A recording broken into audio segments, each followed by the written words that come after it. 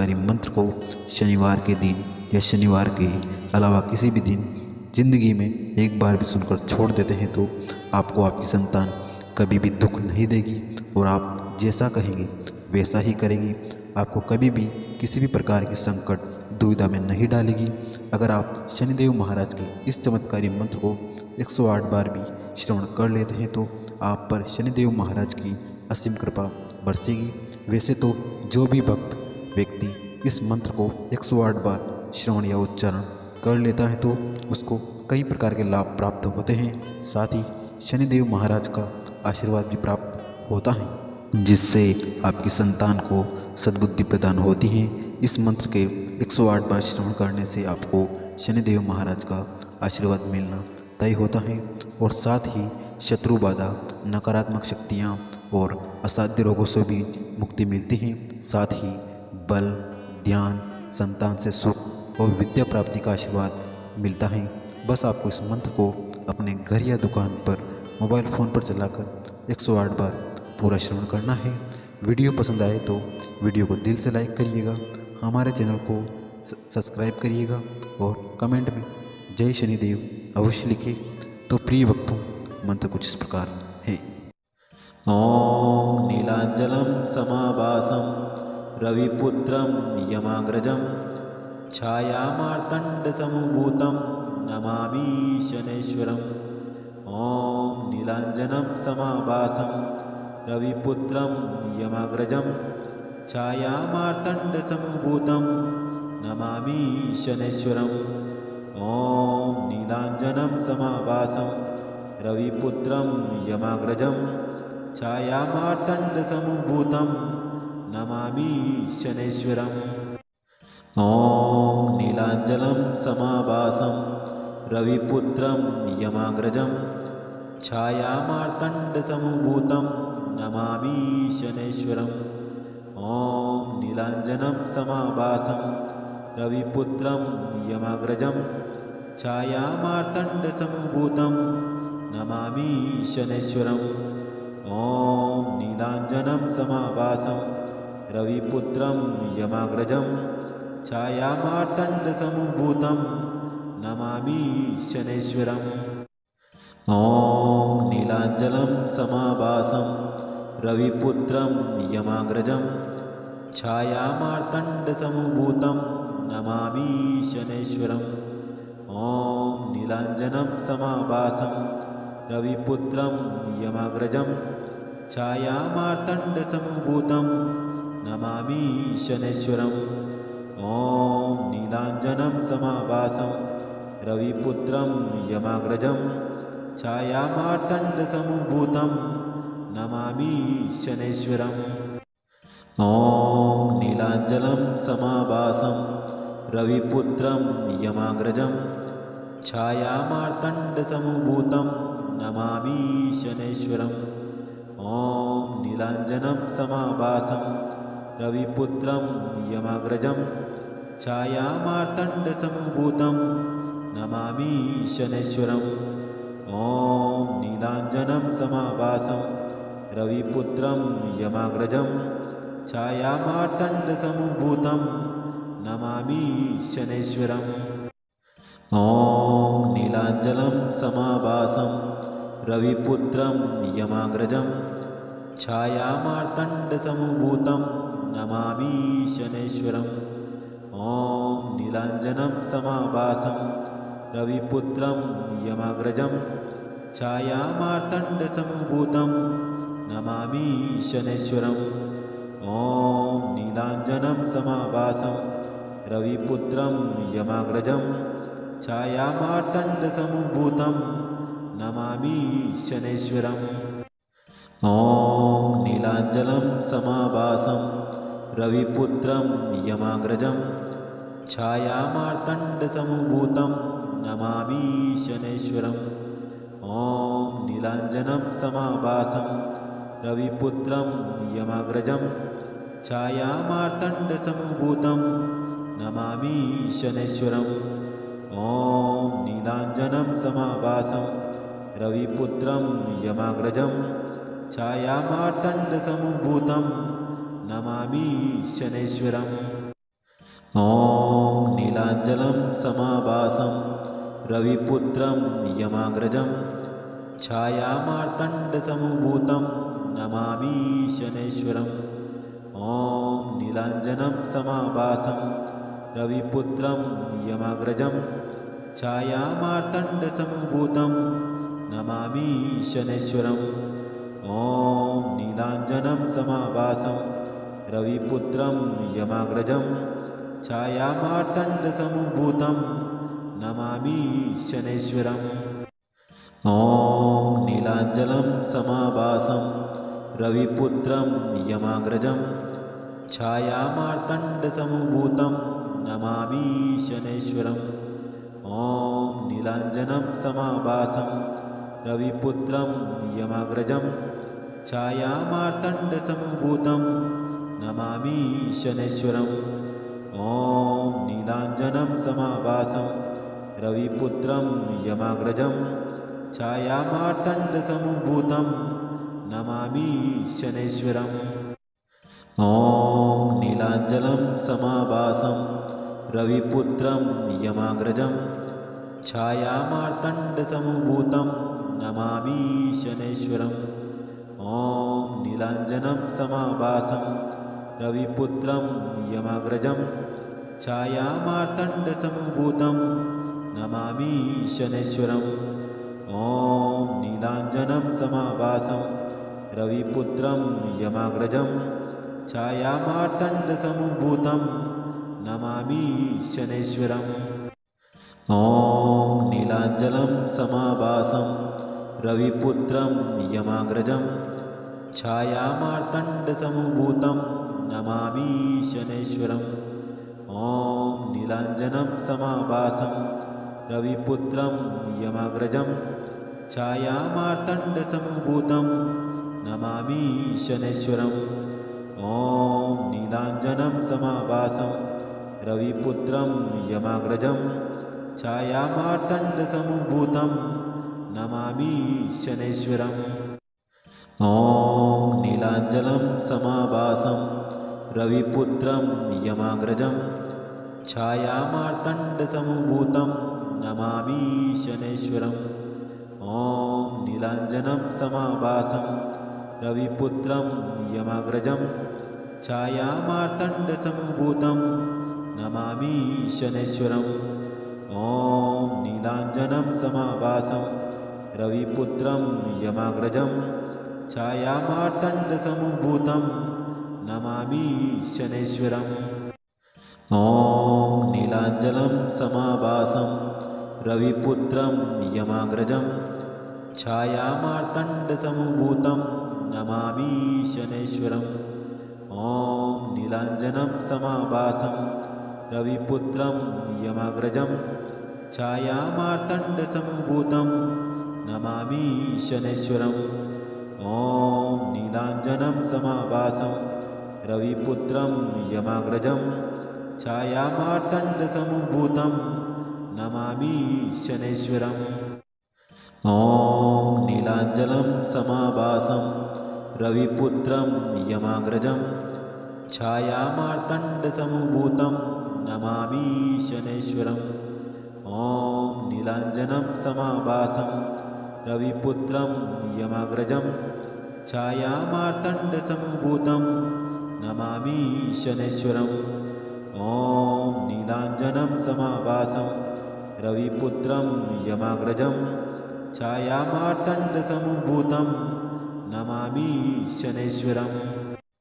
ॐ नीलाञ्जनं समाभासं रविपुत्रं यमाग्रजं छायामार्तण्डसमभूतं Namami शनैश्वरम्। ॐ नीलाञ्जनं समाभासं रविपुत्रं यमाग्रजं छायामार्तण्डसमभूतं Namami शनैश्वरम्। ॐ नीलाञ्जनं समाभासं रविपुत्रं यमाग्रजं छायामार्तण्डसमभूतं Namami शनैश्वरम्। ॐ नीलाञ्जनं समाभासं रविपुत्रं यमाग्रजं छायामार्तण्डसमभूतं Namami शनैश्वरम्। ॐ नीलाञ्जनं समाभासं रविपुत्रं यमाग्रजं छायामार्तण्डसमभूतं Namami शनैश्वरम् ॐ नीलाञ्जनं समाभासं रविपुत्रं यमाग्रजं छायामार्तण्डसमभूतं Namami शनैश्वरम् ॐ नीलाञ्जनं समाभासं रविपुत्रं यमाग्रजं छायामार्तण्डसमभूतं Namami शनैश्वरम् ॐ नीलाञ्जनं समाभासं रविपुत्रं यमाग्रजं छायामार्तण्डसमभूतं Namami शनैश्वरम् ॐ नीलाञ्जनं समाभासं रविपुत्रं यमाग्रजं छायामार्तण्डसमभूतं Namami शनैश्वरम् ॐ नीलाञ्जनं समाभासं रविपुत्रं यमाग्रजं छायामार्तण्डसमभूतं Namami शनैश्वरम् ॐ नीलाञ्जनं समाभासं रविपुत्रं यमाग्रजं छायामार्तण्डसमभूतं Namami शनैश्वरम् ॐ नीलाञ्जनं समाभासं रविपुत्रं यमाग्रजं छायामार्तण्डसमभूतं Namami शनैश्वरम् ॐ नीलाञ्जनं समाभासं रविपुत्रं यमाग्रजं छायामार्तण्डसमभूतं Namami शनैश्वरम् ॐ नीलाञ्जनं समाभासं रविपुत्रं यमाग्रजं छायामार्तण्डसमभूतं Namami शनैश्वरम् ॐ नीलाञ्जनं समाभासं रविपुत्रं यमाग्रजं छायामार्तण्डसमभूतं Namami शनैश्वरम् ॐ नीलाञ्जनं समाभासं रविपुत्रं यमाग्रजं छायामार्तण्डसमभूतं Namami शनैश्वरम् ॐ नीलाञ्जनं समाभासं रविपुत्रं यमाग्रजं छायामार्तण्डसमभूतं Namami शनैश्वरम् ॐ नीलाञ्जनं समाभासं रविपुत्रं यमाग्रजं छायामार्तण्डसमभूतं Namami शनैश्वरम् ॐ नीलाञ्जनं समाभासं रविपुत्रं यमाग्रजं छायामार्तण्डसमभूतं Namami शनैश्वरम् ॐ नीलाञ्जनं समाभासं रविपुत्रं यमाग्रजं छायामार्तण्डसमभूतं Namami शनैश्वरम् ॐ नीलाञ्जनं समाभासं रविपुत्रं यमाग्रजं छायामार्तण्डसमभूतं Namami शनैश्वरम् ॐ नीलाञ्जनं समाभासं रविपुत्रं यमाग्रजं छायामार्तण्डसमभूतं Namami शनैश्वरम् ॐ नीलाञ्जनं समाभासं रविपुत्रं यमाग्रजं छायामार्तण्डसमभूतं Namami शनैश्वरम् ॐ नीलाञ्जनं समाभासं रविपुत्रं यमाग्रजं छायामार्तण्डसमभूतं Namami शनैश्वरम् ॐ नीलाञ्जनं समाभासं रविपुत्रं यमाग्रजं छायामार्तण्डसमभूतं Namami शनैश्वरम् ॐ नीलाञ्जनं समाभासं रविपुत्रं यमाग्रजं छायामार्तण्डसमभूतं Namami शनैश्वरम् ॐ नीलाञ्जनं समाभासं रविपुत्रं यमाग्रजं छायामार्तण्डसमभूतं Namami शनैश्वरम् ॐ नीलाञ्जनं समाभासं रविपुत्रं यमाग्रजं छायामार्तण्डसमभूतं Namami शनैश्वरम् ॐ नीलाञ्जनं समाभासं रविपुत्रं यमाग्रजं छायामार्तण्डसमभूतं Namami शनैश्वरम् ॐ नीलाञ्जनं नीलाञ्जनं समाभासं रविपुत्रं यमाग्रजं छायामार्तण्डसमभूतं Namami शनैश्वरम् ॐ नीलाञ्जनं समाभासं रविपुत्रं यमाग्रजं छायामार्तण्डसमभूतं Namami शनैश्वरम् ॐ नीलाञ्जनं समाभासं रविपुत्रं यमाग्रजं छायामार्तण्डसमभूतं Namami शनैश्वरम् ॐ नीलाञ्जनं समाभासं रविपुत्रं यमाग्रजं छायामार्तण्डसमभूतं Namami शनैश्वरम् ॐ नीलाञ्जनं समाभासं रविपुत्रं यमाग्रजं छायामार्तण्डसमभूतं Namami शनैश्वरम् ॐ नीलाञ्जनं समाभासं रविपुत्रं यमाग्रजं छायामार्तण्डसमभूतं Namami शनैश्वरम् ॐ नीलाञ्जनं समाभासं रविपुत्रं यमाग्रजं छायामार्तण्डसमभूतं Namami शनैश्वरम् ॐ नीलाञ्जनं समाभासं रविपुत्रं यमाग्रजं छायामार्तण्डसमभूतं Namami शनैश्वरम् ॐ नीलाञ्जनं समाभासं रविपुत्रं यमाग्रजं छायामार्तण्डसमभूतं Namami शनैश्वरम् ॐ नीलाञ्जनं समाभासं रविपुत्रं यमाग्रजं छायामार्तण्डसमभूतं Namami शनैश्वरम् ॐ नीलाञ्जनं समाभासं रविपुत्रं यमाग्रजं छायामार्तण्डसमभूतं Namami शनैश्वरम् ॐ नीलाञ्जनं समाभासं रविपुत्रं यमाग्रजं छायामार्तण्डसमभूतं Namami शनैश्वरम् ॐ नीलाञ्जनं समाभासं रविपुत्रं यमाग्रजं छायामार्तण्डसमभूतं Namami शनैश्वरम् ॐ नीलाञ्जनं समाभासं रविपुत्रं यमाग्रजं छायामार्तण्डसमभूतं Namami शनैश्वरम् ॐ नीलाञ्जनं समाभासं रविपुत्रं यमाग्रजं छायामार्तण्डसमभूतं Namami शनैश्वरम् ॐ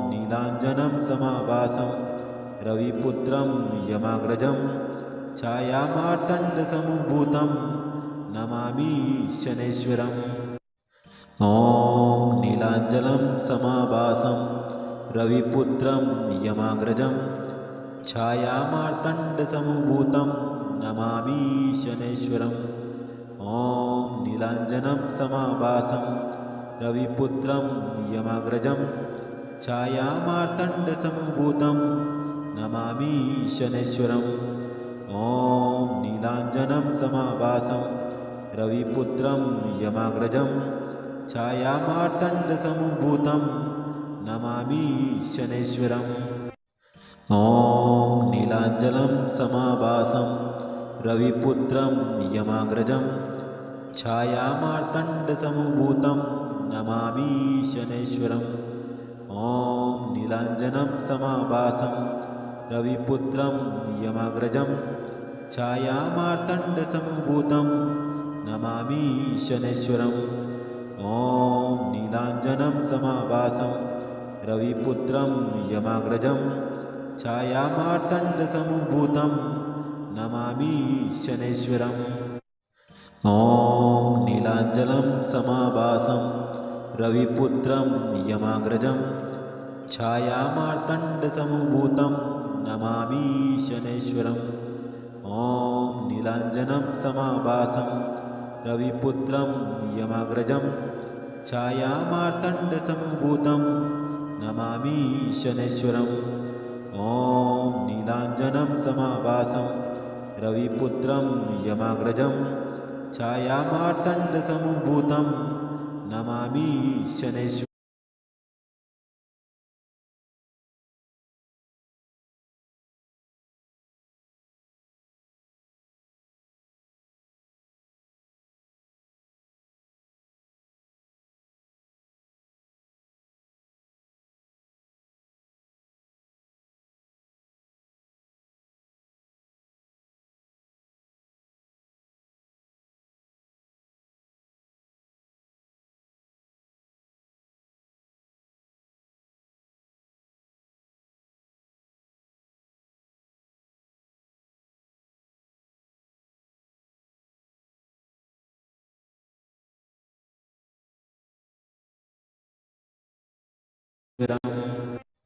ॐ नीलाञ्जनं समाभासं रविपुत्रं यमाग्रजं छायामार्तण्डसमुभूतं Namami शनैश्वरम् ॐ नीलाञ्जनं समाभासं रविपुत्रं यमाग्रजं छायामार्तण्डसमुभूतं Namami शनैश्वरम् ॐ नीलाञ्जनं समाभासं रविपुत्रं यमाग्रजं छायामार्तण्डसमुभूतं Namami शनैश्वरम् ॐ नीलाञ्जनं समाभासं रविपुत्रं यमाग्रजं छायामार्तण्डसमुभूतं Namami शनैश्वरम् ॐ नीलाञ्जनं समाभासं रविपुत्रं यमाग्रजं छायामार्तण्डसमुभूतं Namami शनैश्वरम् ॐ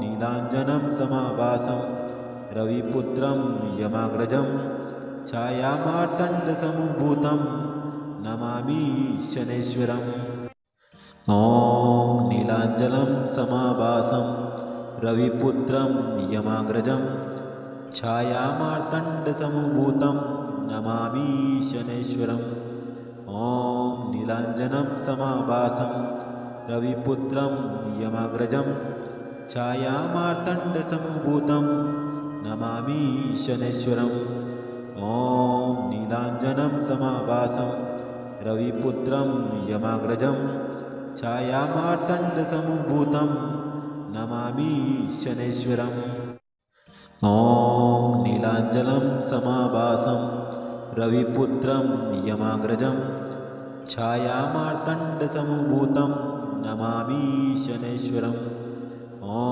नीलाञ्जनं समाभासं रविपुत्रं यमाग्रजं छायामार्तण्डसमुभूतं Namami शनैश्वरम् ॐ नीलाञ्जनं समाभासं रविपुत्रं यमाग्रजं छायामार्तण्डसमुभूतं Namami शनैश्वरम् ॐ नीलाञ्जनं समाभासं रविपुत्रं यमाग्रजं छायामार्तण्डसमुभूतं Namami शनैश्वरम् ॐ नीलाञ्जनं समाभासं रविपुत्रं यमाग्रजं छायामार्तण्डसमुभूतं Namami शनैश्वरम् ॐ नीलाञ्जनं समाभासं रविपुत्रं यमाग्रजं छायामार्तण्डसमुभूतं Namami शनैश्वरम् ॐ नीलाञ्जनं समाभासं रविपुत्रं यमाग्रजं छायामार्तण्डसमुभूतं Namami शनैश्वरम् ॐ नीलाञ्जनं समाभासं रविपुत्रं यमाग्रजं छायामार्तण्डसमुभूतं